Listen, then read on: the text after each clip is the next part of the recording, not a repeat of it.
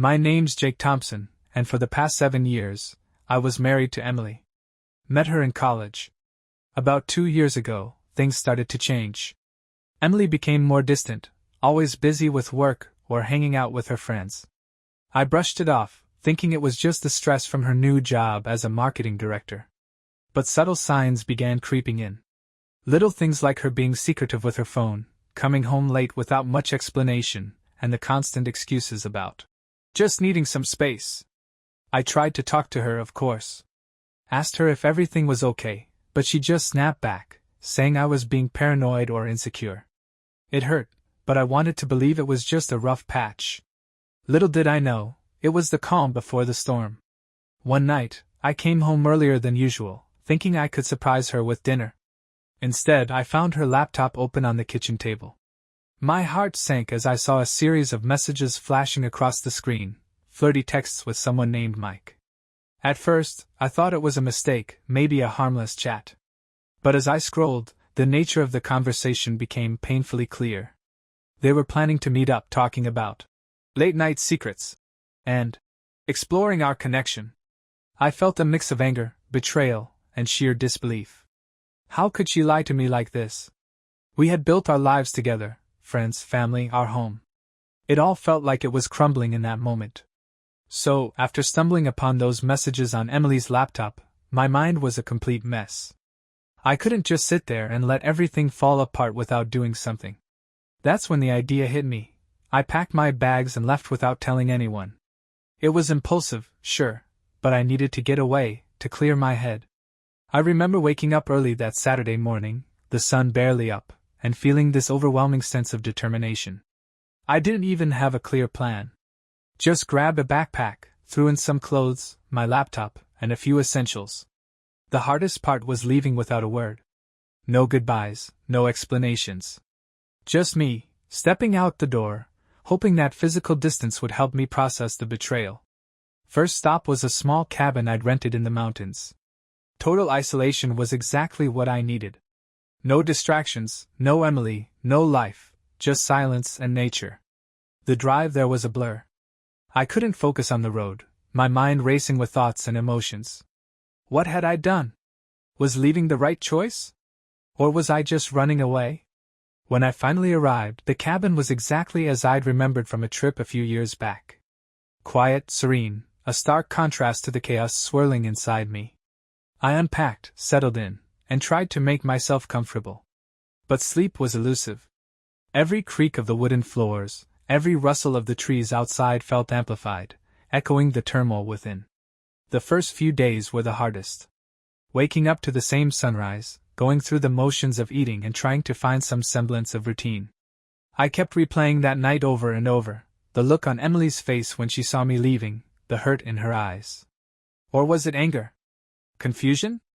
I couldn't quite pin it down. By the third day, I started writing everything down, hoping that putting my thoughts on paper would help make sense of it all.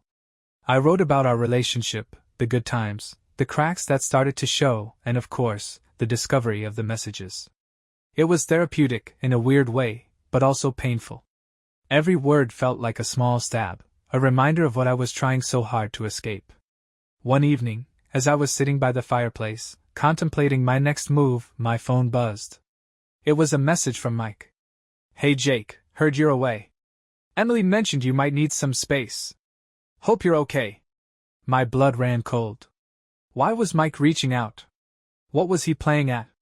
Was he just being a supportive friend, or was there something more sinister going on? I stared at the message, feeling a mix of fear and anger. Was Mike trying to manipulate the situation? Or was he genuinely concerned? Either way, it added another layer of complexity to an already tangled mess. I decided to block him, not wanting any more interference in my already fragile state. As the days dragged on, the isolation started to take its toll. I missed the simple things, having someone to share a meal with, the comfort of knowing someone was there for me. But more than anything, I missed the trust we once had. Now, everything felt like a lie, every smile a facade. By the end of the first week, I realized that running wasn't the solution. I needed to confront this head-on, to face the reality of what was happening. But how? After 10 days of solitude, I still hadn't heard a word from Emily. It was like she didn't even notice I was gone.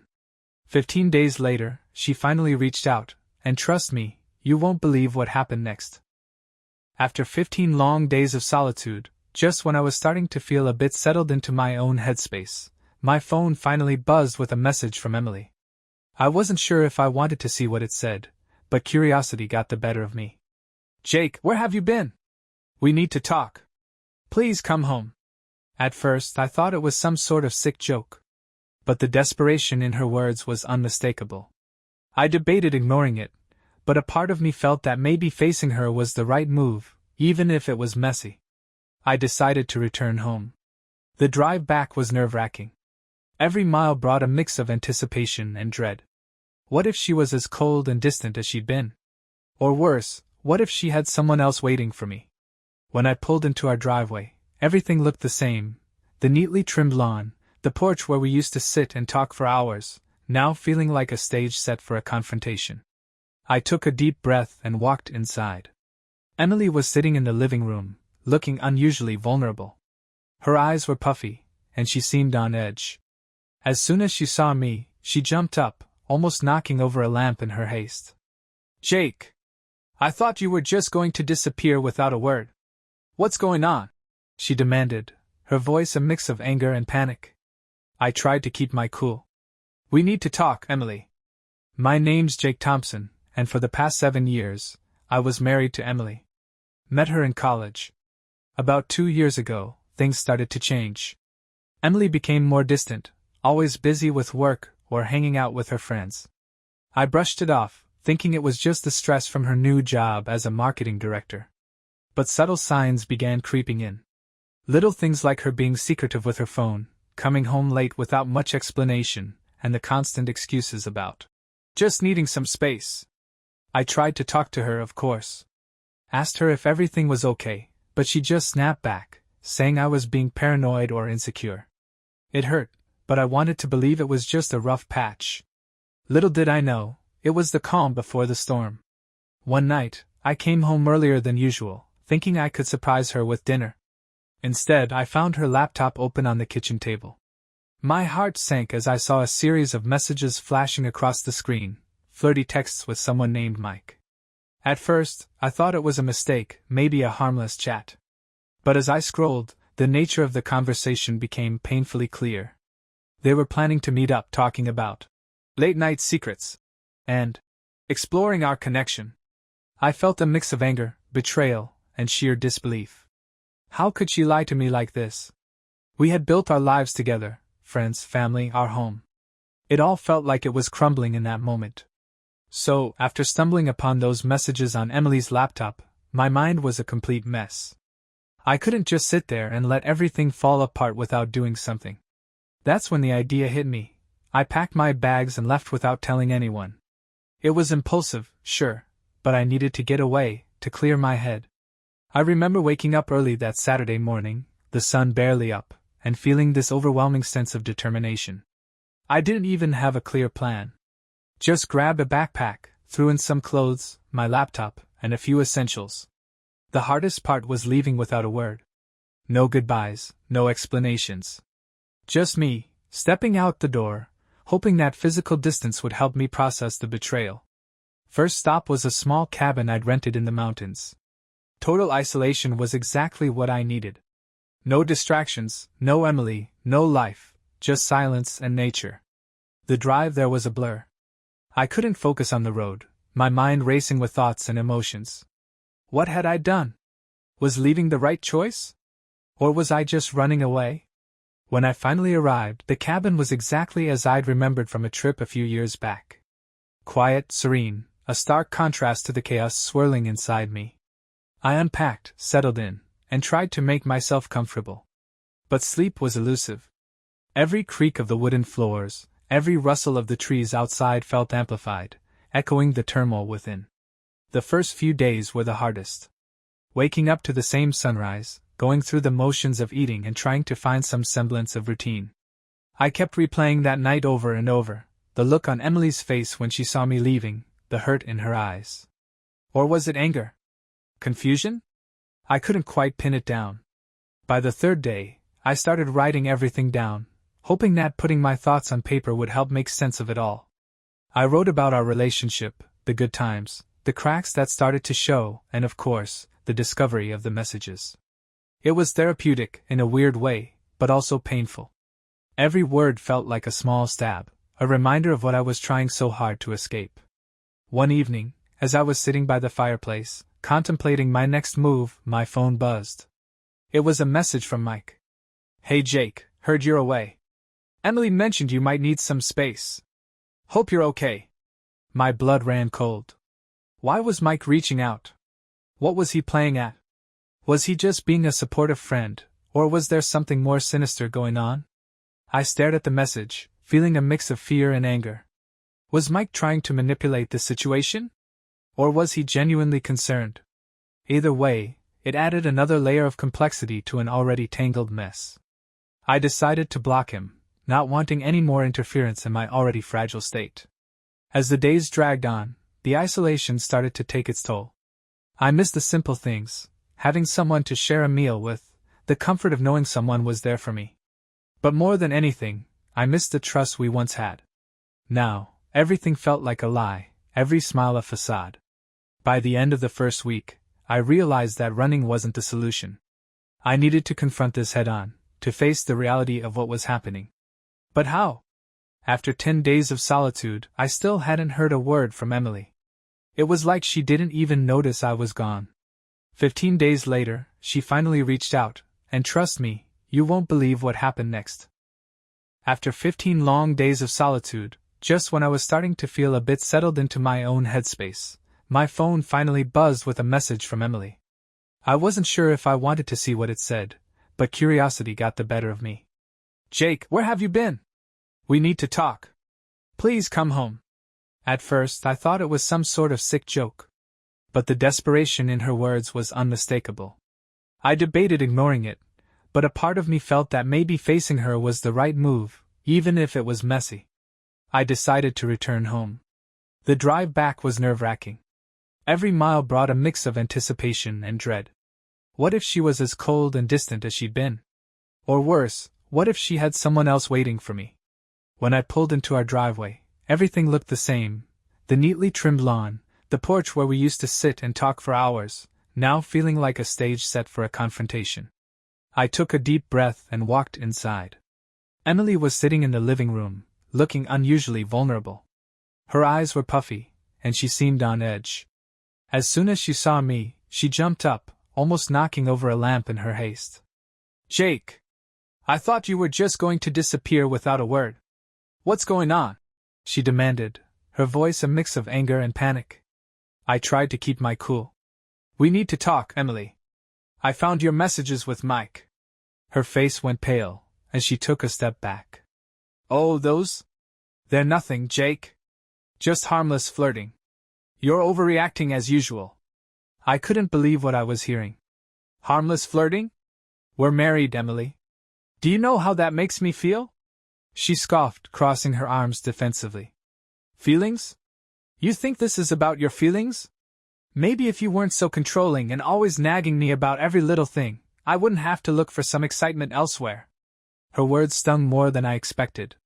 I'd never seen this side of her before, so defensive and quick to blame me for everything. It was like she was trying to gaslight me into thinking I was the problem. Before I could respond, her phone buzzed again. She glanced at it, and her face contorted into a mix of frustration and annoyance. "Ugh, Mike again. He's just being a nuisance, always trying to get a reaction out of me. I'm ignoring him." I felt a surge of anger.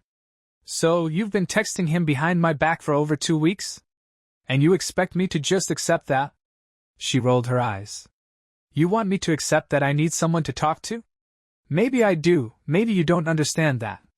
I've been carrying this relationship for far too long, Jake. You've been distant, too busy with your work and whatever you're doing in that cabin of yours." I took a step closer, trying to reach out but stopping short when she pulled away. "That's not true. I left to give us space, to think things through. But running away wasn't the solution." She laughed bitterly. "Space? Is that what you call this?" I think it's clear you didn't want to deal with the real issues in our marriage. You just wanted to hide. At that moment, our doorbell rang unexpectedly. Both of us froze, exchanging confused glances. I wasn't expecting anyone. Who the hell is that? Emily snapped, marching over to the door and answering it without waiting for me. Standing there was Mike. My heart raced, another unexpected twist. He looked casual, almost too calm given the circumstances.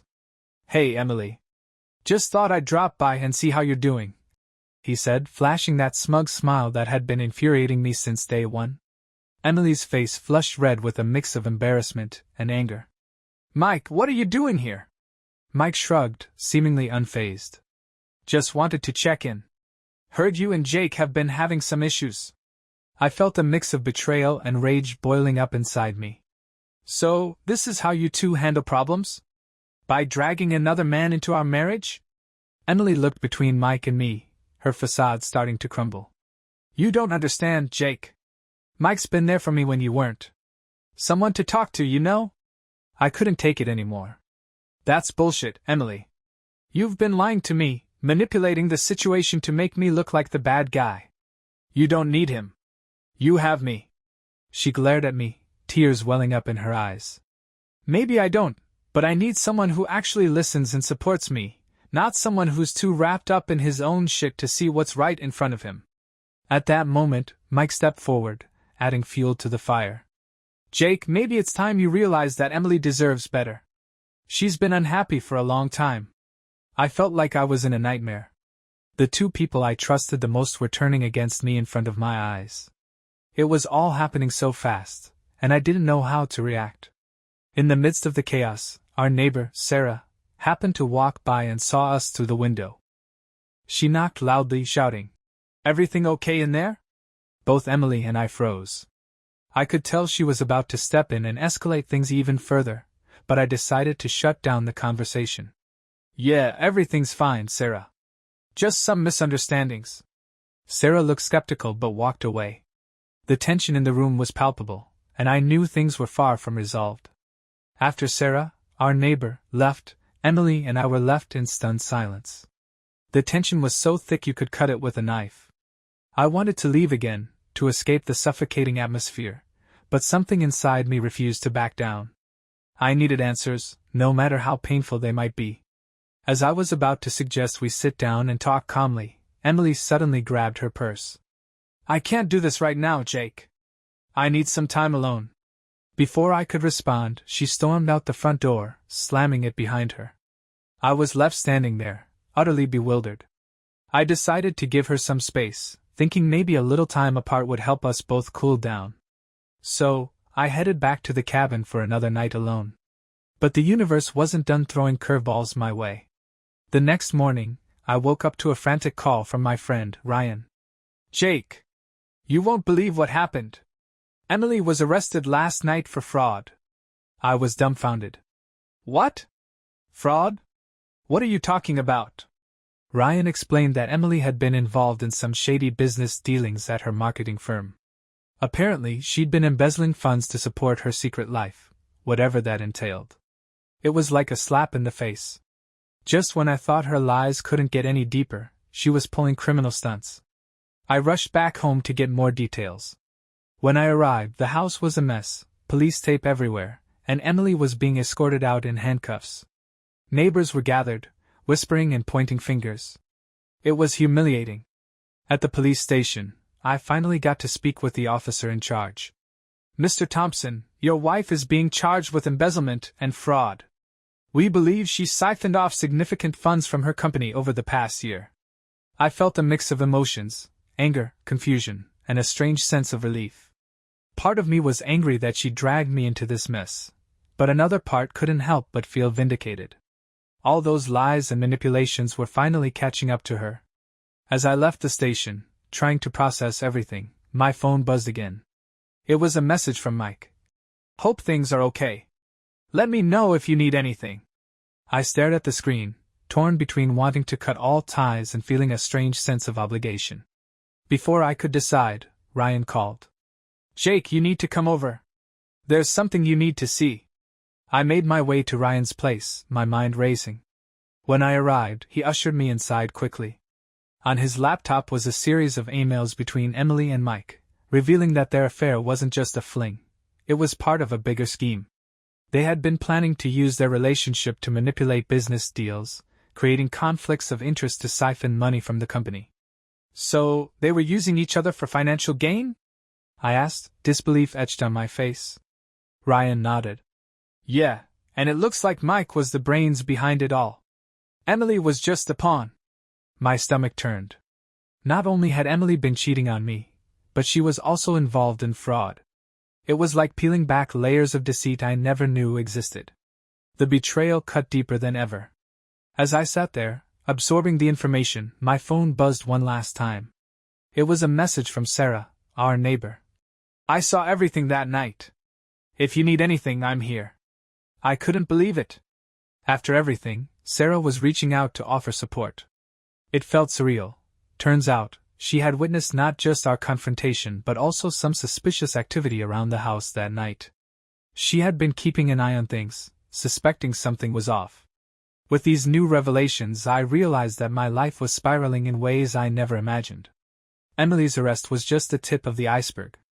There were deeper connections, hidden agendas, and a network of lies that I was now entangled in.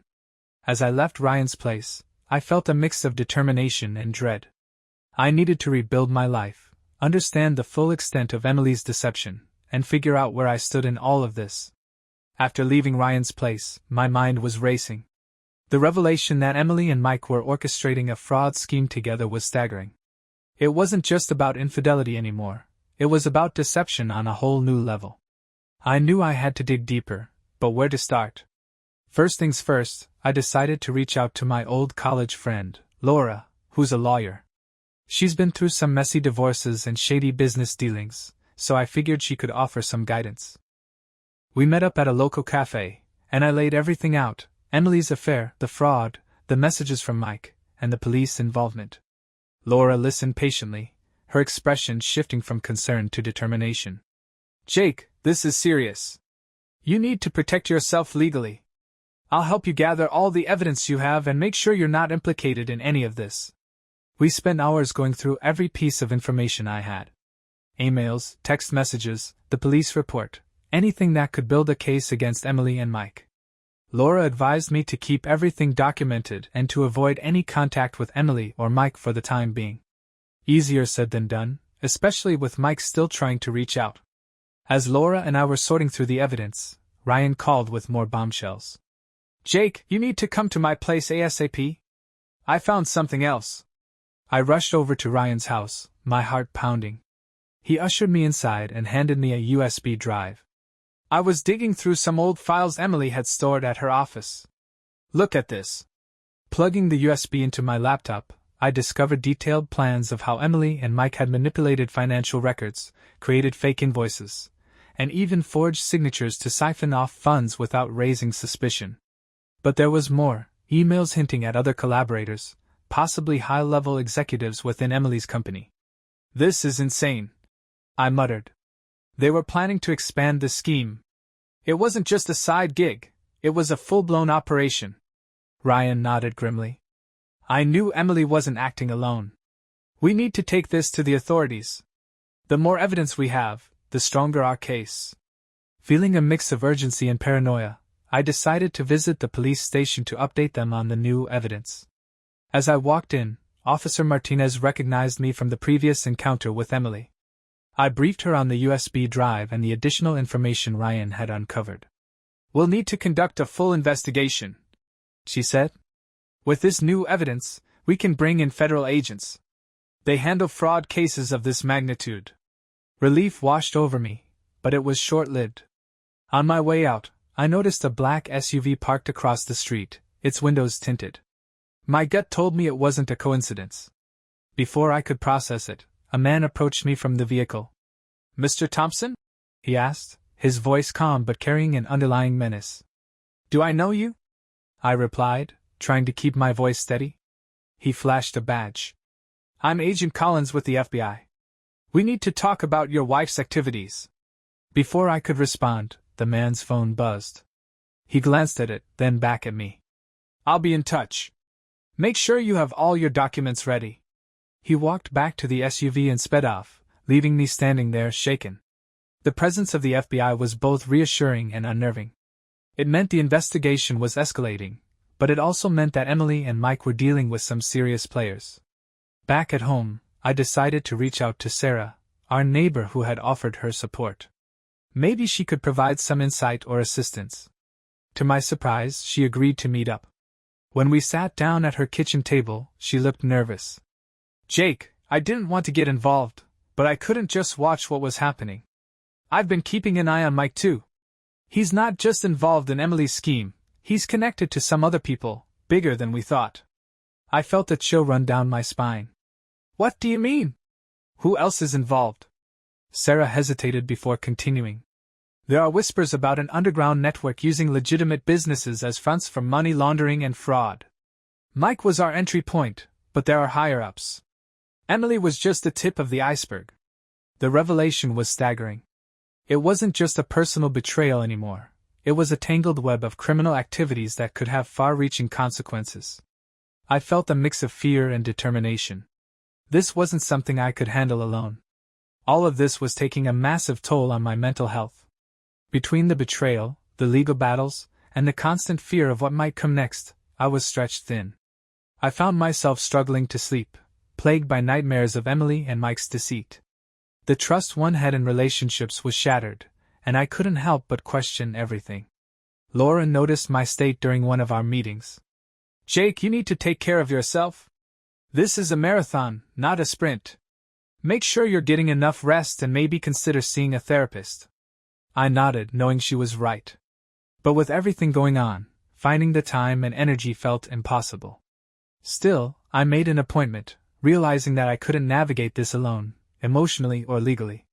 Just when I thought things couldn't get any more complicated, Ryan called again with another bombshell. Jake, you need to see this. I hacked into Emily's personal email and found something you need to know. My heart raced as I rushed back to Ryan's house. He played a video message from Emily, recorded just days before her arrest. In the video, she revealed the depth of her involvement with Mike and hinted at threats they had received to keep quiet. I can't reveal too much here, Ryan said, his eyes wide. But it looks like they were being blackmailed. There's mention of someone called the broker who's pulling the strings behind the scenes. They were forced to comply with his demands to avoid exposure of their own secrets. The plot thickened. Not only were Emily and Mike involved in fraud, but they were also being coerced by an unknown entity. This added a layer of danger I hadn't anticipated. If there's someone powerful manipulating the situation, they might not hesitate to come after me as well. With all these new developments, I felt like I was in over my head. Laura advised me to work closely with the FBI, and I agreed, knowing that professional help was essential. We coordinated with Agent Collins, sharing all the evidence Ryan and I had gathered. One evening, as I was reviewing the documents again, my phone buzzed with another message from Mike. You think you can take me down, Jake? Watch your back. A surge of fear and anger coursed through me.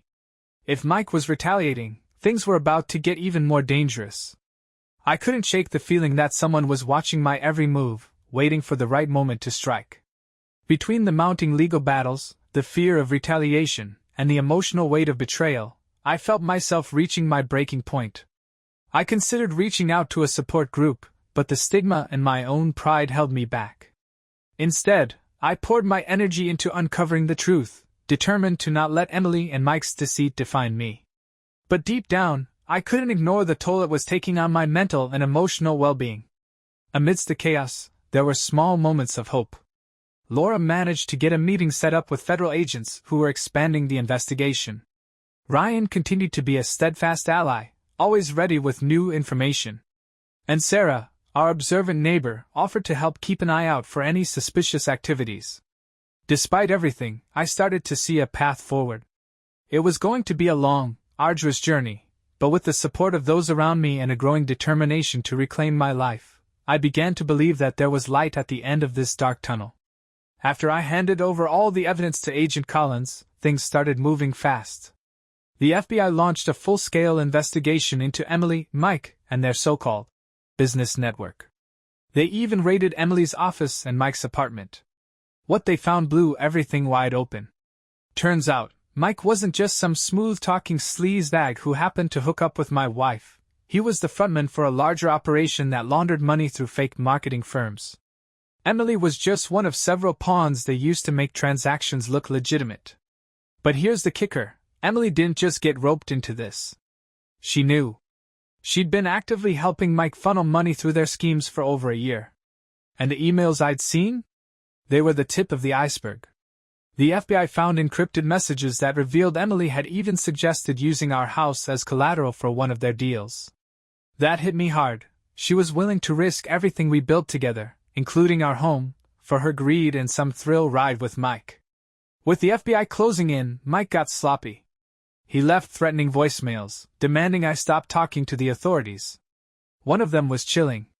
"You think you're safe, Jake? You're not. You're playing with fire, and people get burned." I turned the voicemails over to Agent Collins, and they issued a restraining order against Mike. But I wasn't naive. I knew a piece of paper wasn't going to stop someone who was desperate. And then, just as I thought I was done with her, Emily called me from jail. "Jake," she sobbed, "I didn't mean for it to go this far. I swear I never wanted to hurt you. I should have hung up right then and there, but I didn't. Part of me still wanted answers, or closure. You lied to me for over a year, Emily. And now you're sorry?" She broke down even more. It wasn't supposed to happen like this. Mike promised it would be quick, easy money. But then we got in too deep, and he started threatening me, too. I was scared. I almost felt bad for her, almost. But then I remembered everything, the texts, the fraud, the manipulation, and the pity disappeared. "If you were scared," I said, "you should have come to me. Instead, you lied, cheated, and dragged me into this mess." She tried to argue, but I hung up. That was the last time I heard her voice. Just when I thought things might finally start settling down, I woke up one night to the sound of glass shattering. Someone had thrown a brick through my living room window. Attached to it was a note. "Drop the case or else." My blood ran cold. I called the cops immediately, but by the time they arrived, whoever did it was long gone. The FBI increased surveillance around my house, but I knew this was far from over. The next morning, Sarah, my neighbor, showed up at my door. She looked more serious than I'd ever seen her. "Jake, I know this might sound crazy, but I think I can help." Turns out Sarah had more connections than I realized. Her brother worked in private security, and she managed to pull some strings to get a team watching my place. They even set up cameras and motion detectors to keep an eye on things. For the first time in weeks, I felt a small sense of security. Meanwhile, Ryan continued digging through Emily's files and found even more dirt. Apparently, Mike wasn't just involved with Emily. He had multiple women working for him, using similar scams. And one of them had already disappeared without a trace.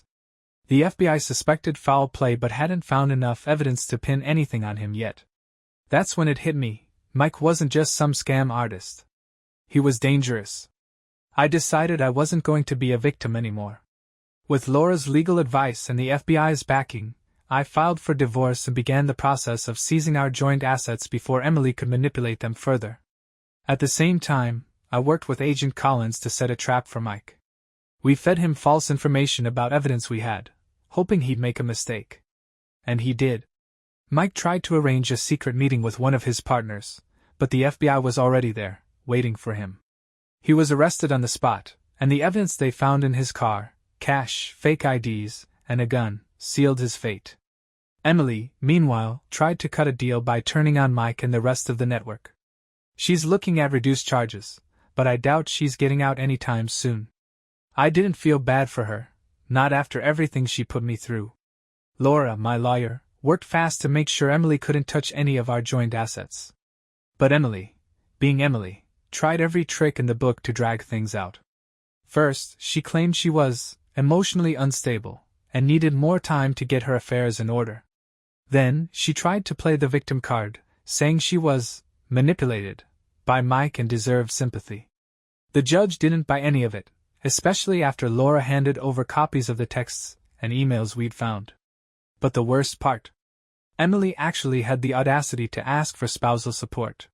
Can you believe that? After cheating on me, committing fraud, and getting arrested, she still thought I owed her something. Luckily, the judge shut that down, too. The divorce was finalized a few weeks ago, and Emily walked away with nothing but the clothes she had when she was arrested. I kept the house, the car, and, most importantly, my sanity. Mike, on the other hand, wasn't so lucky. The FBI hit him with multiple charges: fraud, conspiracy, and even extortion. Turns out he had dirt on a lot of people and was using it to keep them in line. He tried to cut a deal, but the evidence against him was too strong. He's facing serious time in federal prison, and honestly, good riddance. I hope he rots there. But here's the scary part. Right before his sentencing, Mike sent me one last message through his lawyer. You think this is over? It's not. I don't know if it was just bravado or if he actually has people on the outside, but it's been eating at me ever since. I've got security cameras set up, and Sarah's brother's team is still keeping an eye on things, but I can't shake this uneasy feeling. Despite all the drama, I'm slowly starting to rebuild. Therapy's been helping a lot more than I thought it would. I'm learning to let go of the guilt and anger, though it's definitely a process. I also started going to the gym again, partly to blow off steam and partly because Sarah convinced me to join her for morning runs. What started as casual conversations during workouts turned into longer talks over coffee. And well, one thing led to another. Sarah's been a lifesaver through all this. She's grounded, no nonsense, and has this way of making me feel like I'm not broken. We're not rushing into anything serious, but for the first time in a long time, I feel like I can breathe. Just when I thought things were calming down, I got a call from Agent Collins. Apparently, they're still investigating the larger network Mike was tied to, and they think Emily might have been hiding information to protect herself.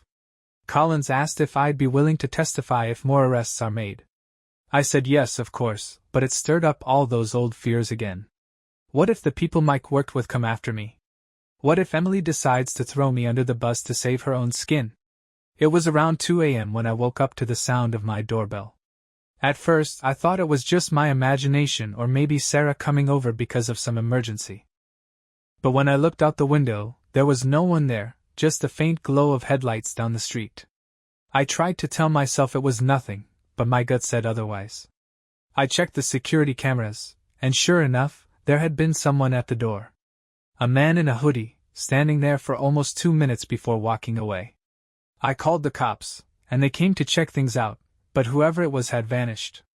The officers said it was probably just a prank, but after everything I'd been through, I wasn't buying it.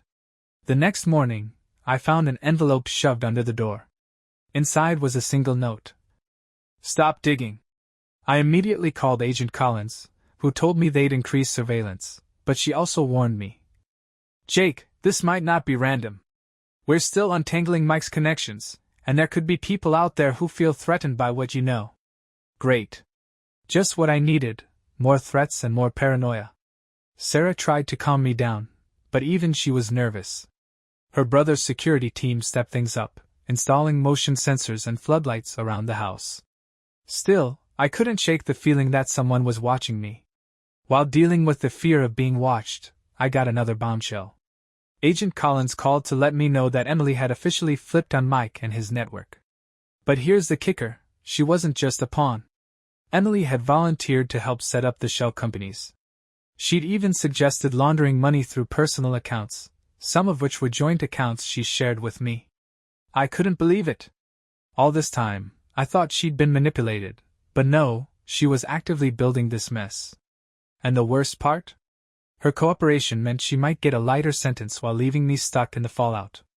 Because Emily had used our joint accounts, I had to go through another round of legal battles to clear my name. Laura's been amazing, but even she admitted this could drag on for months. The good news? The FBI confirmed that I wasn't a suspect. The bad news? My finances are under investigation, which means I can't touch certain assets until this is over. The stress has started to bleed into my personal life, too. Sarah's been supportive, but I can tell she's worried.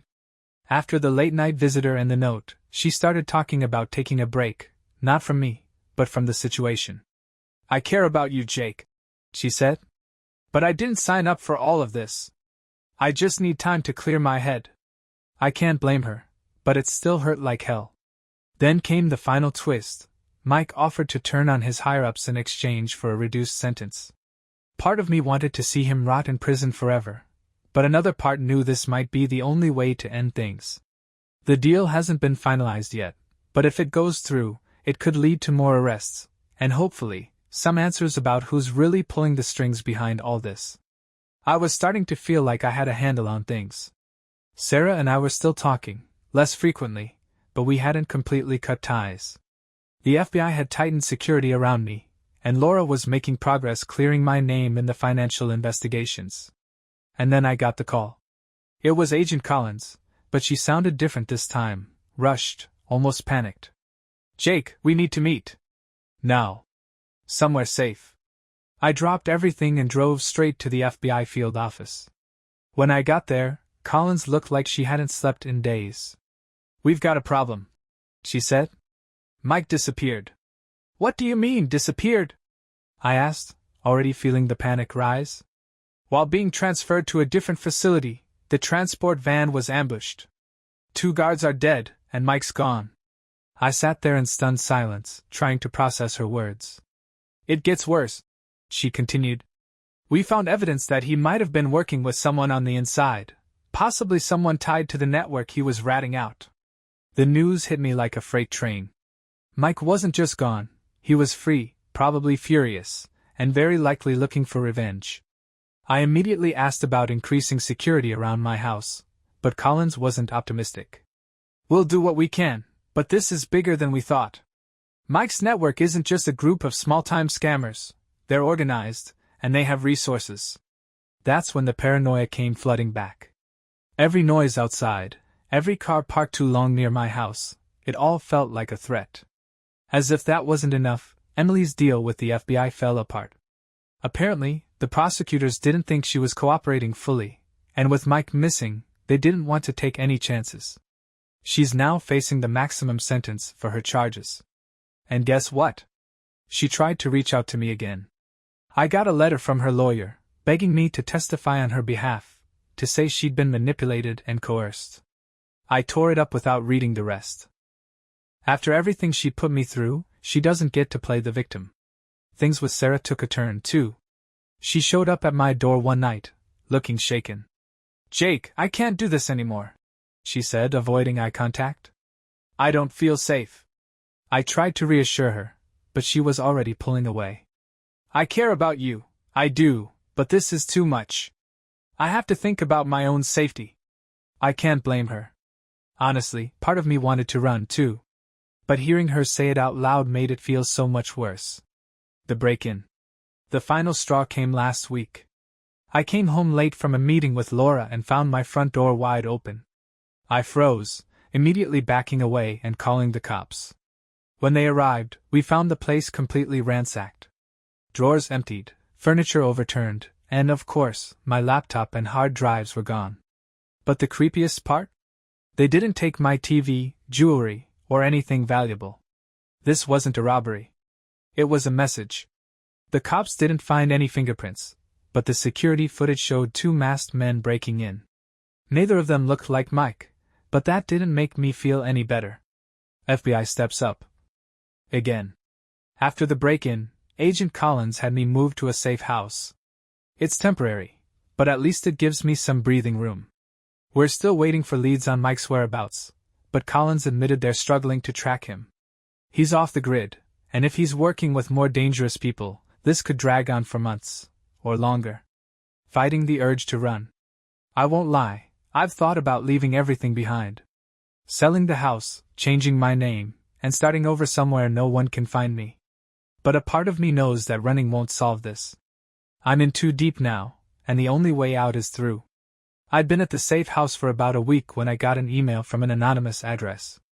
The subject line just said, "We're watching." And the body of the email? A photo of me. Taken that day. Outside the coffee shop near the safe house. I showed it to Agent Collins immediately, and she was just as freaked out as I was. "This isn't random," she said. "Whoever sent this knows exactly where you are. They moved me to a new location that night, but it didn't help much. The message made it clear that I wasn't off their radar, no matter where I went. Just when I thought it couldn't get worse, I got a burner phone in the mail.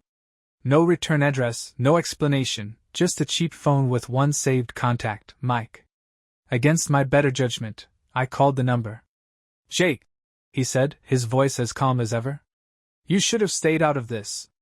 "What the hell do you want, Mike?" I snapped. "What I want doesn't matter anymore," he said. "But if you don't stop working with the feds, you're going to regret it."